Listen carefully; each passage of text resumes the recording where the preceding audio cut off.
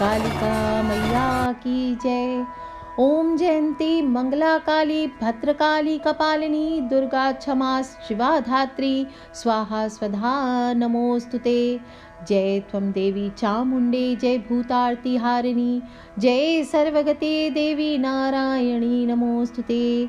जय शक्ति जय जय महाकाली आदि गणेश मनाऊं दाती चरणन शीस नवाऊं दाती तेरे ही गुण गाऊं दाती तू है कष्ट मिटावन वाली। जय शक्ति जय जय महाकाल जय शक्ति जय जय महाकाली। आज से बोलिए कालिका मैया की जय। आज से हम कालिका पुराण की कथा सुनेंगे। गुप्त नवरात्र में पूर्ण करने की कोशिश करूंगी। कहा जाता है कि जो भी मनुष्य एक बार भी इस कालिका पुराण का पाठ करता है वह सभी कामनाओं को प्राप्त करके अमृत तत्व अर्थात देवत्व को प्राप्त कर लेता है। जिस मंदिर में यह लिखा हुआ उत्तम पुराण सदा स्थित रहता है, हे द्विजों, उसको कभी विघ्न नहीं होता। और जो भी प्रतिदिन इसका गोपनीय अध्ययन करता है, ये परम तंत्र है। हे द्विज श्रेष्ठों, उसने यहाँ पर ही संपूर्ण वेदों का अध्ययन कर लिया है। इस कारण से इससे अधिक अन्य कुछ भी नहीं है। विलक्षण पुरुष इसके अध्ययन से कृतकृत्य हो जाता है और इसके अध्ययन तथा श्रवण करने वाला पुरुष परम सुखी तथा लोक में बलवान और दीर्घ आयु वाला हो जाता है। जो निरंतर लोक का पालन करता है अंत में विनाश करने वाला है। यह संपूर्ण भ्रम या अभ्रम से युक्त है, मेरा ही स्वरूप है, अतएव उसके लिए नमस्कार है।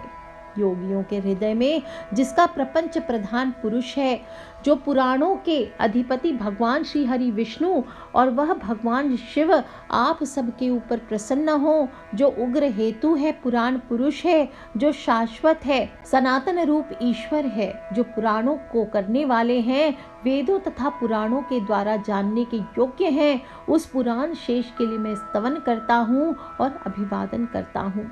मार्कंडेय पुराण के सप्तशती खंड में जिन काली देवी का वर्णन है अथवा जिनका जन्म अंबिका के ललाट से हुआ है, वे काली श्री दुर्गा जी के स्वरूपों में से ही एक स्वरूप है तथा आद्या महाकाली से सर्वथा भिन्न है।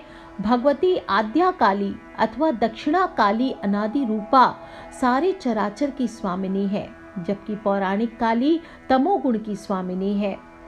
दक्षिण दिशा में रहने वाला अर्थात सूर्य का पुत्र यम काली का नाम सुनते ही डरकर भाग जाता है तथा काली उपासकों को नरक में ले जाने का सामर्थ्य उसमें नहीं है। इसलिए श्री काली को दक्षिणा काली और दक्षिण कालिका भी कहा जाता है।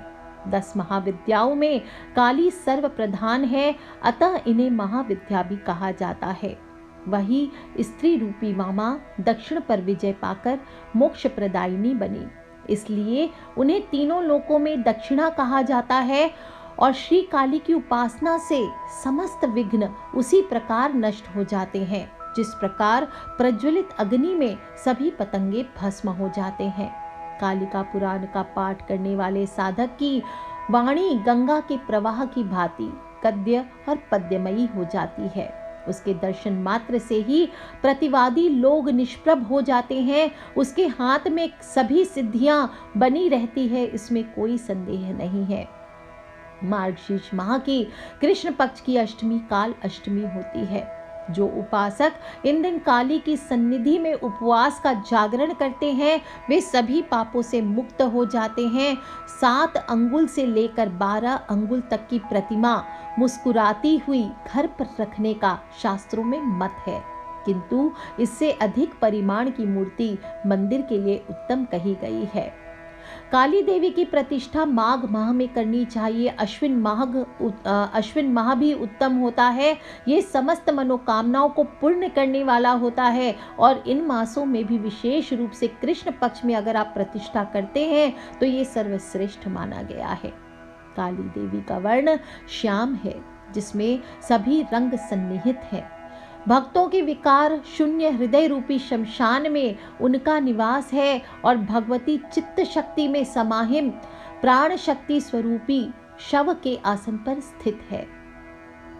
उनके ललाट पर अमृत तत्व बोधक चंद्रमा है। और वे त्रिगुण अतीत निर्विकार केशिणी हैं। सूर्य, चंद्र और अग्नि ये तीनों उनके नेत्र हैं, जिनसे वह तीनों कालों को देखती हैं। वे सतुगुण रूपी उज्जवल दांतों से रजोगुण हो तमोगुण हो, इन्हीं रूपी जीव को दबाए हुए है और सारे संसार का पालन करने में सक्षम होने के कारण ही वे उन्नत पीन पयोधरा है।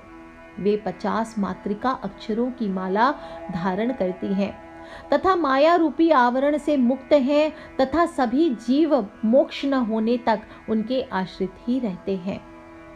वे निष्काम भक्तों के माया रूपी पाश को ज्ञान रूपी तलवार से काट देती हैं। वे काल रूपी शक्ति को वास्तविक शक्ति देने वाली विराट भगवती है और इसके अतिरिक्त रक्त बीज मर्दिनी श्री काली का स्वरूप वर्णन इस प्रकार है। संपूर्ण विकराल देह चमकते हुए काले रंग के हैं। इनकी बड़ी बड़ी डरावनी आंखें हैं। मुख से जीभ बाहर निकाले हुए हैं जो गहरे लाल रंग की हैं और नर मुंडों की माला तथा कटे हुए हाथों को आसन धारण किए हुए है। इनके एक हाथ में खड्ग है, दूसरे में त्रिशूल है, तीसरे में खप्पर है तथा चौथे हाथ में भक्तों को आशीर्वाद प्रदान करती है। और देवी वरदान देने में बड़ी चतुर है, इसलिए उन्हें दक्षिणा कहा जाता है। जिस प्रकार कार्य की समाप्ति पर दक्षिणा फल देने वाली होती है, इसी प्रकार देवी की सभी फलों की सिद्धि देती है। और दक्षिणा मूर्ति भैरव ने उनकी सर्वप्रथम पूजा की, इस कारण भी भगवती का नाम दक्षिणा काली है। पुरुष को दक्षिण और शक्ति को वाम कहा गया है। वहीं वामा दक्षिण पर विजय पाकर महामोक्ष देने वाली बनी और भगवती काली ही अनादि रूपा आद्या विद्या है। वे ब्रह्म स्वरूपिणी एवं कैवल्य दात्री हैं। पांचों तत्वों तक शक्ति तारा की स्थिति है और सबके अंत में काली ही स्थित है। अर्थात जब महाप्रलय में आकाश का भी लय हो जाता है, तब यही भगवती काली चित्त शक्ति के रूप में विद्यमान रहती हैं और इन्हीं भगवती की वेद में भद्रकाली के रूप में स्तुति की गई है। ये अजन्मा है, निराकार स्वरूपा है। भावुक आराधक अपनी भावनाओं तथा देवी के गुण कर्मों के अनुरूप उनके काल्पनिक साकार रूप की स्तुति करते हैं और अपने ऐसे भक्तों को भगवती काली मुक्ति और भुक्ति प्रदान करती है। भगवती काली अपने उपासकों पर स्नेह रखने वाली तथा उनका कल्याण करने वाली है। बोलिए श्री कालिका मैया की जय। ओम कालिकाय विद्महे शमशान वासिन्ये धीमहि तन्नो घोरे प्रचोदयात्। ओम कालिकाय च विद्महे शमशान वासिन्ये धीमहि तन्नो काली प्रचोदयात्। पूर्ण रूप से एक ही निष्ठा में पड़े रहने वाले हृदय से समन्वित योगियों के द्वारा सांसारिक भय और पीड़ा के विनाश करने के अनेकों उपाय किए गए हैं। ऐसे भगवान हरि के दोनों चरण कमल सर्वदा आप सबकी रक्षा करें, जो समस्त योगी जनों के चित्त में अविद्या के अंधकार को दूर हटाने के लिए सूर्य के समान है तथा यति गणों की मुक्ति का कारण स्वरूप है और विभु के जन्म में शुद्धि कुबुद्धि के हनन करने वाली है और इन जंतुओं के समुदाय को विमोहित कर देने वाली है। वह माया आप सभी की सदा रक्षा करें। आज हम शुरू कर रहे हैं श्री कालिका पुराण में श्री कालिका अवतरण का वर्णन। समस्त जगती के आदि काल में विराजमान पुरुषोत्तम ईश्वर को, जो नित्य ही ज्ञान से परिपूर्ण है, उनको प्रणाम करके मैं कालिका पुराण का कथन करूंगी। हिमालय के समीप में विराजमान मुनियों ने परम अधिक श्रेष्ठ मार्कंडे मुनि के चरणों में प्रणिपात करके उनसे कर्मठ प्रभृति मुनिगण ने पूछा था कि हे भगवान, आपने तात्विक रूप से समस्त शास्त्रों और अंगों के सहित सभी वेदों को सब भली भांति मंथन करके जो कुछ भी सार रूप था वह सभी भांति से वर्णन कर दिया है। हे ब्राह्मण, समस्त वेदों में और सभी शास्त्रों में जो जो हमको संशय हुआ था, वही आपने ज्ञान सूर्य के द्वारा अंधकार के ही समान विनष्ट कर दिया। हे द्विजों में सर्वश्रेष्ठ, आपके प्रसाद अर्थात अनुग्रह से हम सब प्रकार से वेदों और शास्त्रों में संशय से रहित हो गए हैं, अर्थात अब हमको किसी में कुछ भी संशय नहीं रहा है।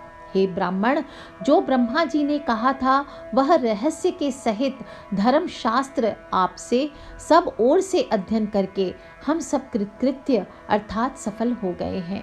अब हम लोग पुनः यह श्रवण करने की इच्छा करते हैं कि पुराने समय में काली देवी ने हरि प्रभु का जो परम यति और ईश्वर थे, उन्हें किस प्रकार से सती के स्वरूप से मोहित कर दिया था।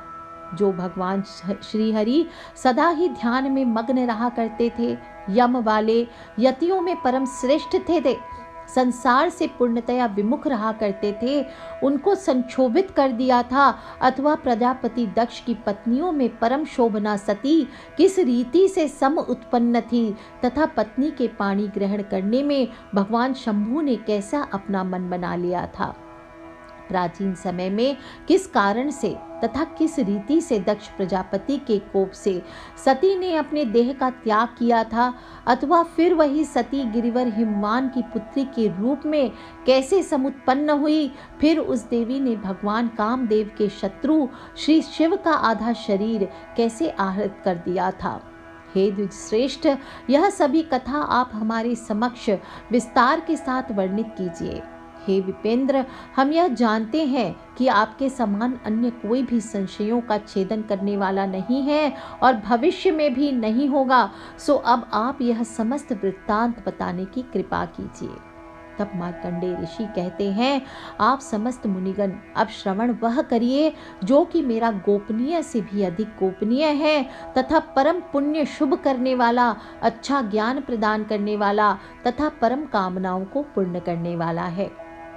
इसे प्राचीन समय में ब्रह्मा जी ने महान आत्मा वाले श्री नारद जी से कहा था। इसके पश्चात नारद जी ने बालखिल्यों बताया था और उन महात्मा बालखिल्यों ने यवक्रीत मुनि से कहा था, और यवक्रीत मुनि ने असित नामक मुनि को यह बताया था। हे द्विजगणों, उन असित मुनि ने विस्तार पूर्वक मुझे बताया था और मैं अब पुरातन कथा को आप सब लोगों को श्रवण करवाऊंगा। उसके पूर्व मैं इस जगत के प्रति परमात्मा चक्रपाणी प्रभु को प्रणिपात करता हूँ। वे परमात्मा व्यक्त और अव्यक्त सत स्वरूप वाले हैं। वही व्यक्ति के रूप से समन्वित है और उनका स्वरूप स्थूल है, सूक्ष्म रूप वाला है। वे विश्व के स्वरूप वाले वेदा हैं। वे परमेश नित्य हैं और उनका स्वरूप नित्य है तथा उनका ज्ञान भी नित्य है। उनका तेज निर्विकार है। वे विद्या और अविद्या के स्वरूप वाले हैं और ऐसे काल रूप उन परमात्मा के लिए नमस्कार है। परमेश्वर निर्मल है, विरागी है, व्यापी है, विश्व रूप वाले हैं तथा सृष्टि, स्थिति और अंत के करने वाले हैं। उनके लिए प्रणाम है। सृष्टि यानी सृजन, स्थिति यानी पालन और अंत में संहार, अंत यानी संहार करने वाले प्रभु हैं। उन सब के लिए प्रणाम है और जिसका योगियों के द्वारा चिंतन किया जाता है। योगी जन वेदांत पर्यंत चिंतन करने वाले हैं, जो अंतर में परम ज्योति के स्वरूप हैं। उन परमेश प्रभु के लिए मैं प्रणाम करता हूँ। और लोकों के पितामह भगवान ब्रह्मा जी ने उनकी आराधना करके समस्त सुर और असुर, नर आदि की प्रजा का सृजन किया था। उन ब्रह्मा जी से दक्ष जिनके प्रमुख थे, ऐसे प्रजापतियों का सृजन करके मरीचि, अत्रि, पुलह, अंगिरस, ऋतु, पुलस्त, वशिष्ठ, नारद, प्रचेतस, भृगु, इन सब 10 मानस पुत्रों का उन्होंने सृजन किया था। उसी समय में उनके मानस से सुंदर रूप वाली वरांगनाओं की समुत्पत्ति हुई थी। वह नाम से संध्या विख्यात हुई थी। उसका सायन, संध्या का यजन किया करते थे और उस जैसी अन्य कोई भी दूसरी वीरांगना देवलोक हो, मर्त्यलोक हो, रसातल हो, कहीं भी नहीं हुई थी। ऐसे समस्त गुण गणों की शोभा से संपन्न तीनों कालों में भी नहीं हुई थी और ना ही होगी। वह स्वाभाविक सुंदर और नीले केशों के भार से शोभित होती थी। हे द्विज श्रेष्ठों, वह वर्षा ऋतु में मोरनी की भांति विचित्र केशों के भार से शोभाशालिनी थी। आरक्त और मलिक तथा कर्णों पर्यंत अलकों से इंद्र के धनुष और बालचंद्र के सदृश शोभायमान थी। विकसित नील कमल के समान श्याम वर्ण से संयुक्त दोनों नेत्र चकित हिरनी के समान चंचल और शोभित हो रहे थे। हे द्विश्रेष्ठों, कानों तक फैली हुई स्वाभाविक चंचलता से संयुक्त परम सुंदर दोनों भौहें थी, जो कामदेव के धनुष के सदृश नील थी और दोनों भौहों के मध्य भाग से नीचे और निम्न भाग से विस्तृत और उन्नत नासिका थी, जो मानो ललाट से तिल के पुण्य के ही समान लावण्य को द्रवित कर रही थी। उनका मुक्त रक्त कमल की आभा वाला और पूर्ण चंद्र के तुल्य प्रभा से समन्वित था, जो बिंब फल के सदृश अधरों की अरुणिमाओं और मनोहर शोभित हो रहा था। 100 सूर्य के समान और लावण्य के गुणों से परिपूर्ण मुख था। दोनों ओर से चिबुक के समीप पहुंचने के लिए उसके दोनों कुछ मानो समुद्यत हो रहे थे। हे विप्रगणों, उस संध्या देवी के दोनों स्तवन राजीव कमल की कालिका के समान आकार वाले थे। पीन और उत्तुंगर निरंतर रहने वाले थे और उन कुचों के मुख श्याम वर्ण के थे, जो कि मुनियों के हृदय को भी मोहित करने वाले थे। सभी लोगों ने कामदेव की शक्ति के तुल्य ही उस संध्या के मध्य भाग को देखा, जिसमें बलियां पड़ रही थी, तथा मध्य भाग ऐसा क्षीण था जैसे मुट्ठी में ग्रहण करने के योग्य रेशमी वस्त्र था। उनके दोनों उरुओं का जोड़ा ऐसे शोभायमान हो रहा था, जो ऊर्ध्व भाग में स्थूल था और करब के सदृश विस्तृत था, थोड़ा झुका हुआ हाथी की सूंड के समान था, जो उंगलियों के दल से संकुल कुसुम आयुध अर्थात कामदेव के तुल्य ही दिखाई दे रहा था। उस सुंदर दर्शन वाली शरीर की रोमावली से आवृत मुख पर, जिसके पसीने की बूंदें झलक रही थी, जो दीर्घ नैनों वाली थी, चारों हाथ से समन्वित तन्वी अर्थात कृश मध्य भाग वाली, जिसके दोनों कान परम सुंदर थे। 3 स्थलों में गंभीरता से युक्त तथा 6 स्थानों से उन्नत उसको देखकर विधाता उठकर हृदगत को चिंतन करने लगे थे। वे सृजन करने वाले दक्ष प्रजापति, मानस पुत्र मरीचि आदि सब उस परिवर्णी को देखकर सम उत्सुक होकर चिंतन करने लगे, इस सृष्टि में इसका क्या कर्म होगा अथवा यह किसकी वरवर्णिनी होगी। यही वे सब बड़ी उत्सुकता से सोचने लगे थे। हे मुनि सत्तमो, इस तरह से चिंतन करते हुए उन ब्रह्मा जी के मन से वल्गु पुरुष आविर्भूत होकर विनिसृत हो गया, और वह पुरुष सुवर्ण के चूर्ण के समान पीली आभा से संयुक्त था। परिपुष्ट उसका वक्षस्थल था, सुंदर नासिका थी, सुंदर सुडौल उरु जंघाओं वाला था और नील वेष्टित केशर वाला था। उसकी दोनों भौवें जुड़ी हुई थी, चंचल और पूर्ण चंद्र के सदृश मुख से समन्वित था और कपाट के तुल्य विशाल हृदय पर रोमावली से शोभित था। शुभ्र मातंग की सूंड के समान पीन तथा विस्तृत बाहों से संयुक्त था। रक्त हाथ, लोचन, मुख, पाद और करों से उपद्रव वाला था। उस पुरुष का मध्य भाग क्षीण अर्थात कुष्ठा सुंदर दंतावली थी। वह हाथी के सदृश कंधरा से समन्वित था। विकसित कमल के दलों के समान उनके नेत्र थे तथा केशर घ्राण से तर्पण था। कंबू के समान ग्रीवा से युक्त मीन के केतु वाला प्रांश और मकर उसका वाहन था। 5 पुरुषों के आयुधों वाला वेग युक्त और पुष्पों के धनुष से विभूषित था और कटाक्षों के पात के द्वारा दोनों नेत्रों को भ्रमित करता हुआ परम कांत था।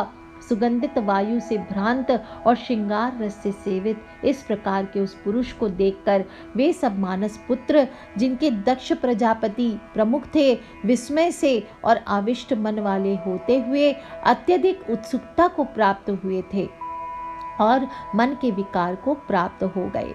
वो पुरुष भी जगतों के प्रति और सृष्टि की रचना करने वाले ब्रह्मा जी का अवलोकन करने को विनम्रता से नीचे की ओर अपनी कंधरा को झुकाकर प्रणिपात करता हुआ बोला, हे ब्राह्मण, अब मैं क्या करूं? जो भी आप कराना चाहते हो उसी कर्म से मुझे नियोजित कीजिए। हे विधे, वह कर्म न्यायोचित होवे जिसके करने से शोभा देती है। हे लोकों के ईश, क्योंकि आप तो जगतों के सृजन को करने वाले हैं, अतः जो भी योग्य अभिधाम हो, स्थान हो और जो मेरी स्त्री हो, वही मेरे लिए दीजिए। मार्कंडेय मुनि ने कहा, उस महान आत्मा वाले पुरुष के इस रीति वाले वचन का श्रवण करके अपनी ही सृष्टि से अत्यंत विस्मित होकर एक क्षण तक कुछ भी ब्रह्मा जी ने नहीं कहा था। इसके अनंतर ब्रह्मा जी ने उन्हें अपने मन को सुसंयमित करके और विस्मय का परित्याग करके उसके कर्म के उद्देश्य को आवाहन करते हुए उस पुरुष से कहा कि इस सुंदर रूप और 5 पुष्पों के बाणों द्वारा पुरुषों तथा स्त्रियों को मोहित करते हुए तुम सनातनी सृष्टि का सृजन करो। न तो देव, न गंधर्व, न किन्नर, न महोरग, न असुर, न दैत्य, न विद्याधर और न ही राक्षस, न यक्ष, न पिशाच, न भूत, न विनायक, न गुह्यक अथवा न सिद्ध, न मनुष्य, न पक्षीगण, ये सब तेरे शर के लक्ष्य नहीं होंगे। और जो भी पशु, मृग, कीट, पतंग, जल में उत्पन्न होने वाले जीव हैं, वे सभी जो कि तेरे शर के लक्ष्य होते हैं, वे लक्ष्य नहीं होंगे। मैं अथवा वासुदेव, स्थाणु अथवा पुरुषोत्तम, ये सभी तेरे वश में हो जाएंगे। अन्य प्राणीधारियों की तो बात ही क्या है, तुम प्रच्छन्न रूप वाले होकर सदा जंतुओं के हृदय में प्रवेश करते हुए स्वयं सुख को हेतु बनाकर सनातनी सृष्टि की रचना करो। सदा ही तेरे पुष्पों के बाणों का वह मन मुख्य लक्ष्य होगा। आप सभी प्राणियों के लिए नित्य ही मद और मोद के करने वाले बनो। यही तुम्हारे लिए कर्म मैंने कर दिया है, जो कि पुनः सृष्टि करने का प्रवर्तक है। अब मैं आपका नाम भी बतलाऊंगा, जो कि आपके योग्य ही होगा। मार्कंडेय मुनि आगे कहते हैं, इसके अनंतर यही कहकर श्रेष्ठ मानसों के मुखों का अवलोकन करके क्षण भर में ही अपने पद्म आसन पर उपविष्ट हो गए। और इसके अनंतर उनके अभिप्राय के ज्ञान रखने वाले सब मुनिगण उस समय में उचित मरीच आत्रि प्रमुखों में नाम रखा था। सृष्टि के सृजन करने वाले दक्ष प्रभृति ने मुख के अवलोकन से ही अन्य सारे वृत्तांत का ज्ञान प्राप्त करके उन्हें स्थान और पत्नियों को दे दिया।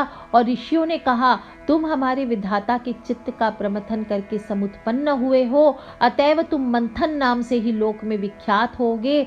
जगती में तुम काम रूप हो और ऐसा तुम्हारे समान अन्य कोई भी नहीं है।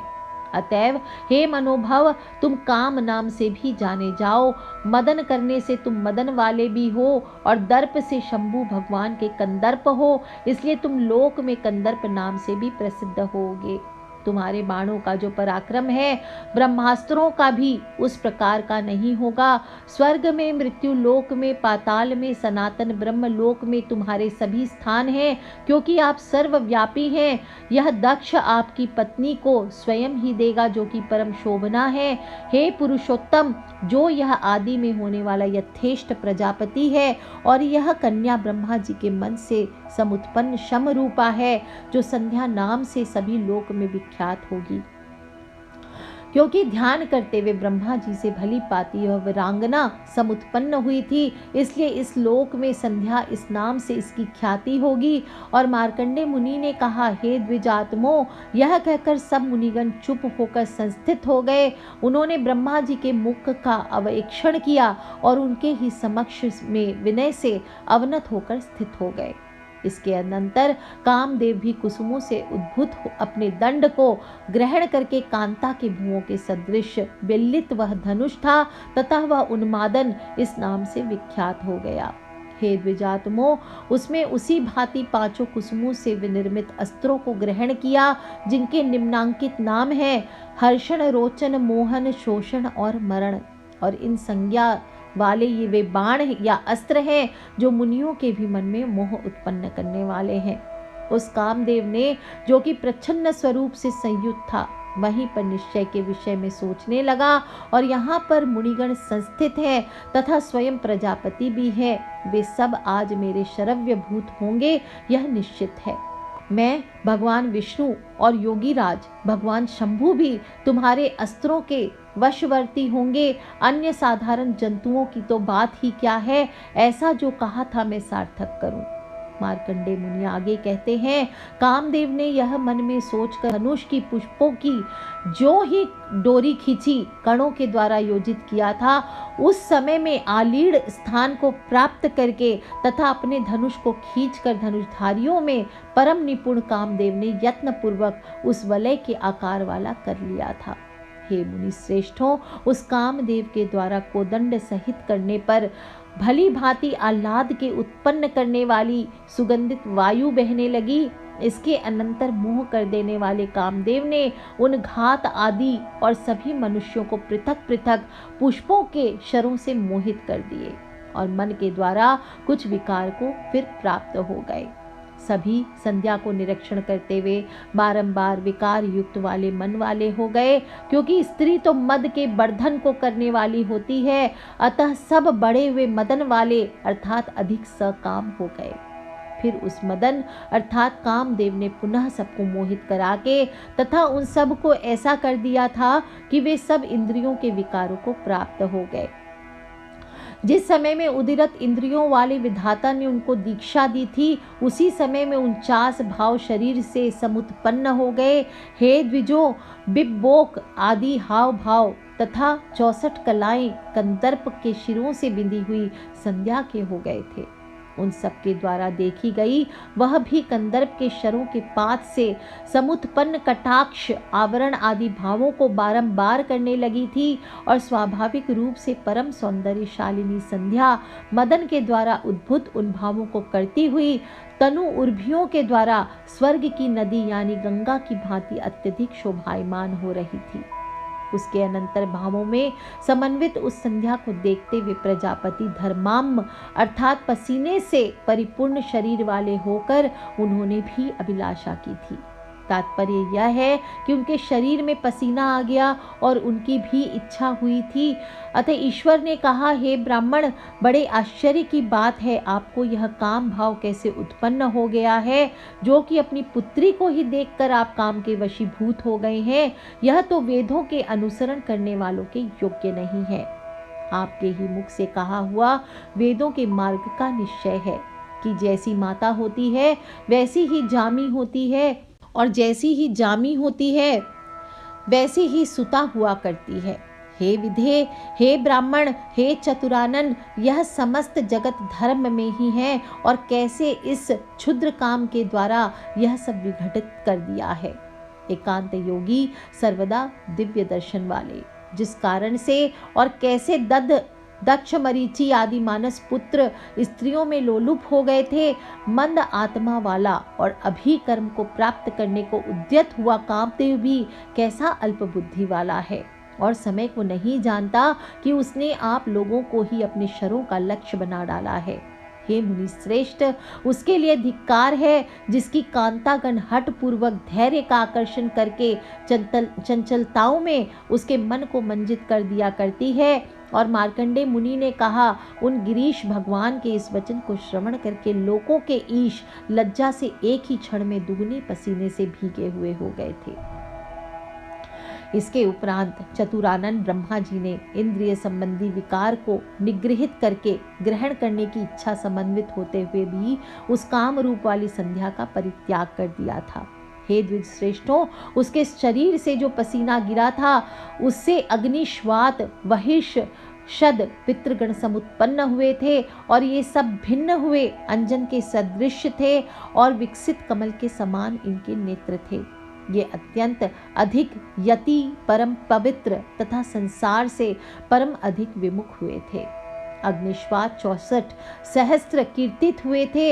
हे द्विजगणों, 86,000 वहिर्षद बताए गए हैं और दक्ष के शरीर से जो पसीना भूमि पर गिरा था उससे संपूर्ण गुणों से सुसंपन्न वरांगनाएं उत्पन्न हुई थी और वे वरांगनाएं तनवंगी, छीन, मध्य भाग वाली और परम शुभ शरीर को रोम वाली संयुक्त थी, जिनके अंग अत्यंत ही कोमल थे तथा परम सुंदर दर्शन पंक्तियां थी और तपे हुए सुवर्ण के ही तुल्य उनके शरीर की रोमावली संयुक्त थी और तपे हुए स्वर्ण के ही तुल्य उनकी शरीर की कांति थी। मरीचि उनमें प्रधान थे।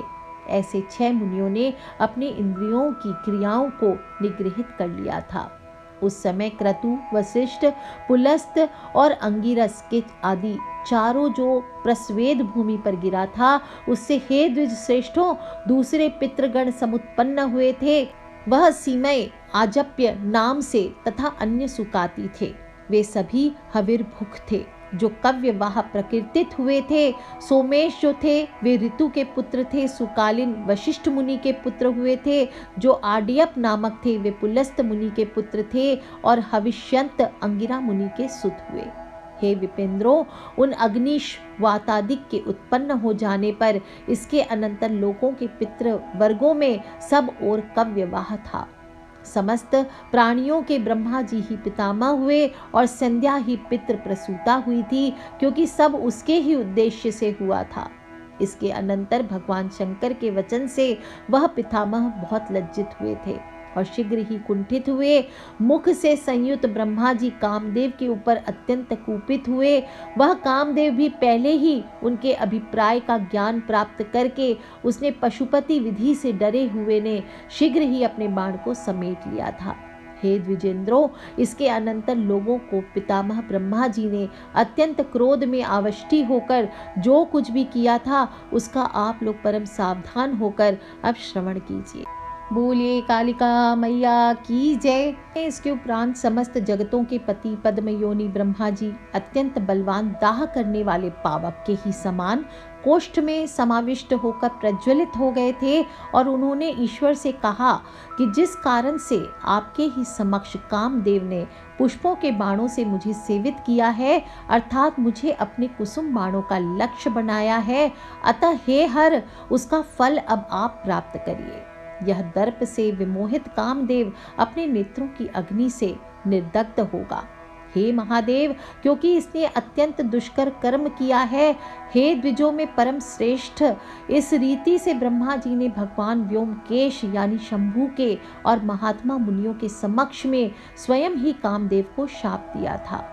इसके अनंतर डरे हुए रति के पति कामदेव ने उसी क्षण में अपने बाणों को छोड़ना परित्यक्त कर दिया था और इस परम दारुण शाप का श्रवण करके प्रत्यक्ष ही प्रादुर्भूत अर्थात प्रकट हो गया। वह कामदेव डर से अति गदगद होकर तथ्यवंचन करने लगा था। कामदेव कहने लगा, हे ब्रह्मा जी, आपने किस लिए मुझे अत्यंत दारुण शाप दिया है? मैंने आपका कोई भी अपराध नहीं किया है। हे लोकों के स्वामिन, आप तो न्याय मार्ग का अनुसरण करने वाले हैं। हे विभो, मैं जो करता हूँ वह सभी आपके ही द्वारा कहा हुआ करता हूँ। आपने स्वयं ही मुझसे कहा था कि मैं तथा भगवान विष्णु और भगवान शंभु ये सभी तेरे शरों के गोचर हैं, अर्थात तेरे बाणों के लक्ष्य होंगे। यह जो कुछ भी आपने ही मुझसे कहा था उसी आपके कथन की परीक्षा मैंने की थी, अर्थात मैंने जांच की थी कि आपका वचन कहाँ तक सत्य है। हे ब्रह्मा जी, इसमें मेरा कोई भी अपराध नहीं है। हे जगत के स्वामिन, निरअपराध मुझको यह परम दारुण शाप दे दिया है। अब आप इस शाप का शमन कीजिए। मार्कंडेय मुनि कहते हैं, समस्त जगतों के पति ब्रह्मा जी ने उस कामदेव के इस वचन को सुनकर उस हुत आत्मा कामदेव से पुनः दया से युक्त होकर प्रत्युत्तर दिया। कहने लगे, ब्रह्मा जी, यह संध्या तो मेरी बेटी है, क्योंकि इसके प्रकाश से ही तुमने मुझको अपने बाणों का लक्ष्य बना लिया था और इसी कारण से मैंने तुमको शाप दिया था। उस समय में अब मेरा क्रोध शांत हो गया है। हे मनोभाव अर्थात कामदेव, अब मैं तुमसे कहता हूँ कि आपको जो मैंने दिया था वह किसी भी तरह से शमन हो जाएगा। तू भगवान शंकर के तीसरे नेत्र की अग्नि से भस्मीभूत होकर फिर भी उनकी कृपा से पुनः अपने शरीर को प्राप्त कर लेगा। जिस समय भगवान हर कामदेव अपनी पत्नी का परिग्रहण करेंगे उस समय में वे ही स्वयं तुम्हारे शरीर को प्राप्त करा देंगे। मार्कंडेय मुनि ने कहा, लोकों के पितामह ब्रह्मा जी ने कामदेव से इतने ही वचन कहकर मानस पुत्र समस्त मुनिंद्रों के देखते हुए अंतर्हित हो गए और सबके विधाता उन ब्रह्मा जी के अंतर ध्यान हो जाने पर भगवान शंभु भी वायु के समान वेग से अपने अभीष्ट देश को चले गए। उन ब्रह्मा जी के अंतर्हित हो जाने पर भगवान शंभु भी अपने स्थान पर चले जाने के पश्चात प्रजापति दक्ष उसकी पत्नी को निर्देशित करते हुए कामदेव से कहते हैं, हे कामदेव, यह मेरे देह से समुत्पन्न हुई मेरे ही रूप और गुणों से समन्वित है। यह आपके ही सदृश गुणों से युक्त है। सो अब तुम इसको अपनी भार्या बनाने के लिए ग्रहण कर लो। यह महान तेज से युक्त, सर्वदा आपके ही साथ चरण चलने वाली और इच्छा अनुसार धर्म से वश में वर्तन करने वाली होगी। मार्कंडेय ऋषि कहते हैं, दक्ष प्रजापति ने यह कहकर अपने देह के पसीने से उत्पन्न हुई पुत्री को कामदेव के लिए उसके आगे करके दे दिया था और उसका नाम रति यह कहकर ही प्रदान किया था। कामदेव भी उस परम सुंदरी रति नाम वाली वरांगना को देखकर उस रति में अत्यधिक अनुरक्त होकर अपने ही बाण के द्वारा विद्ध होकर मोह को प्राप्त हो गया था और क्षण मात्र में होने वाली प्रभा के ही समान व एकान्न गौरी और मृगी के समान लोचनों वाली तथा चंचल उपांगों से समन्वित मृगी की भांति उसके ही तुल्य परम शोभित हुई थी। उस रति की दोनों भौमों को देखकर कामदेव ने संशय किया था कि क्या विधाता ने मुझे उन्माद वाला बनाने के लिए यह कोदंड निवेशित किया है। हे द्विजातमो, उस रति के कटाक्षों की शीघ्र गमन करने वाली गति को देखकर अर्थात शीघ्र ही हृदय को बिद्ध करने वाली चाल को देखते हुए उसे अपने अस्त्रों की शीघ्र गामिता और सुंदरता पर श्रद्धा नहीं रह गई थी। तात्पर्य यही है कि उसके कटाक्षों की गति के सामने अपने बाणों की गति कामदेव को तुच्छ प्रतीत होने लगी थी। उस रति की स्वाभाविक रूप से सुगंधित धीर श्वासों की वायु का आघ्राण करके कामदेव ने मलय पर्वत की गंध को लाने वाली वायु में श्रद्धा का त्याग कर दिया था और कथन का अभिप्राय यह है कि मलय मारुत भी उसके श्वासानिल के सामने हे प्रतीत हो रहे थे। पूर्ण चंद्र के समान भौओं के चिन्ह से लक्षित उसके मुख को देखकर कामदेव ने उसके मुख और चंद्र में किसी प्रकार के भेद का निश्चय नहीं किया था। धनुष की ज्या को भी विस्मृत कर दिया था। धनुष की ज्या यानी कि धनुष की डोरी को भी विस्मृत कर दिया था, क्योंकि उसका ग्रहण करके ही इसको देखता था। पुनः उसके ही सुंदर स्वरूप का वर्णन करते हुए उसकी गंभीर नाभि के छिद्र के अंदर चारों ओर त्वचा से वह आवृत थी। उसके मुख कमल पर जो दो नेत्रों का जोड़ा था वह ऐसा प्रतीत होता था मानो थोड़ी लालिमा से युक्त कमल हो। हे द्विजश्रेष्ठों, जिसका मध्य भाग क्षीण था, ऐसे शरीर से वह रति निसर्ग अष्टप्रदा की प्रभा वाली थी। उसको कामदेव ने रत्नों द्वारा विरचित वेदों के ही समान देखा। उसके उरुओं का युगल अत्यंत कोमल और कदली के स्तंभ के समान आयत एवं स्निग्ध चिकना था। कामदेव ने उसको अपनी शक्ति के ही तुल्य मनोहर देखा। थोड़ी रक्तिमा से युक्त पार्शिन्य पादाग्र प्रांत भाग से संयुक्त दोनों पदों के जोड़े को कामदेव ने उसमें स्थित अनुराग से परिपूर्ण चित्र देखा और उस रति के दोनों हाथों के जो ढाक के पुष्पों के समान लाल नाखून थे और परम सूक्ष्म सुवृत अंगुलियों को परम मनोहर देखा। हे द्विज सत्तमो, यह देखकर कामदेव ने मन में मान लिया था कि मेरे अस्त्रों से द्विगुणित हुए अस्त्रों के द्वारा क्या यह मुझको मोहित करने के लिए उद्यत हो रही है। उसकी दोनों बाहुओं का जोड़ा मृणाल के जोड़े के समान अधिक सुंदर थे। वह अत्यंत कांति संयुक्त जल के प्रवाह के समान मृदु और स्निग्ध शोभित हो रहे थे। उसके केशों का पाश अत्यधिक मनोहर नील वर्ण वाले मेघ के सदृश थे और कामदेव का प्रिय व चमरी गौ के पूंछ के बालों के भार के समान प्रतीत हो रहा था। उस अत्यधिक मनोहर रति देवी का काम अवलोकन करके विकसित लोचनों वाला हो गया था। उसी रति की विशेष स्वरूप शोभा का वर्णन करते हुए कहते हैं कि वह रति देवी उप की कांति रूपी जल ओद से परिपूर्ण थी और अपने कूचों के मुख कमल की कालिका वाली थी। पद्म के सदृश मुख से समन्वित थी। सुंदर बाहु रूपी चंद्र की कला से संयुक्त थी। यह रति देवी दोनों भवों के युग्म के विभ्रमों के समूह से तनूर मूर्तियों से परिराजित थी और कटाक्षपात रूपी भ्रमरों को समुदाय वाली थी। वह नेत्र रूपी नील कमलों से समन्वित थी और शरीर की रोमावली के शैवाल से युक्त थी। वह मन रूपी द्रुमों के विषातन करने वाली थी। वह रति गंभीर नाभि रूपी हृदय से युक्त थी और दक्ष रूपी हिमालय गिरी से समुत्पन्न हुई गंगा की भांति महादेव की तरह उत्फुल्ल लोचन थी। उस समय मोद के भार से युक्त आनन वाले कामदेव ने विधाता के द्वारा दिए हुए सुदारुण शाप को भूलकर प्रजापति दक्ष से कहा, हे विभो, भली भांति परम अधिक स्वरूप लावण्य से समन्वित इस सहचारिणी के द्वारा मैं भगवान शंभु को मोहित करने की क्रिया में समर्थ हो सकूंगा, फिर अन्य जंतुओं का क्या प्रयोजन है। हे अनघ अर्थात पिशपाप, जहाँ जहाँ पर मेरे द्वारा धनुष का लक्ष्य किया जाता है, वहीं वहीं पर इसके द्वारा भी रमण नामक माया से चेष्टा की जाएगी। जिस समय में मैं देवों के आलय यानी स्वर्ग में जाता हूँ अथवा पृथ्वी या रसातल में गमन किया करता हूँ, उसी समय में यह सर्वदा चारुहास वाली हो जाया करेगी। और जिस प्रकार लक्ष्मी साथ गमन करने वाली होती है और मेघों के साथ विद्युत रहा करती है, उसी भांति मेरी प्रजा अध्यक्ष सह्यायिनी होगी। मार्कंडे मुनि ने कहा, कामदेव ने इस रीति से यह कहकर रति देवी को बहुत ही उत्सुकता के सहित होकर ग्रहण किया, जिस प्रकार से सागर से समुत्थित उत्तमा लक्ष्मी को भगवान ऋषिकेश ने ग्रहण कर लिया था।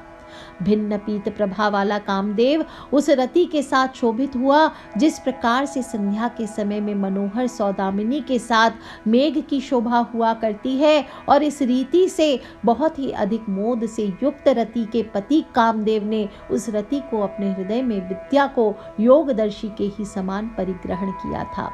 रति ने भी परम श्रेष्ठ पति को प्राप्त करके परम अधिक संतोष को प्राप्त किया, अत्यंत ही संतुष्ट हुई और जैसे कमल से सम उत्पन्ना पूर्ण चंद्र के समान मुख वाली लक्ष्मी भगवान श्री हरि को प्राप्त करके संतुष्ट हो गई थी।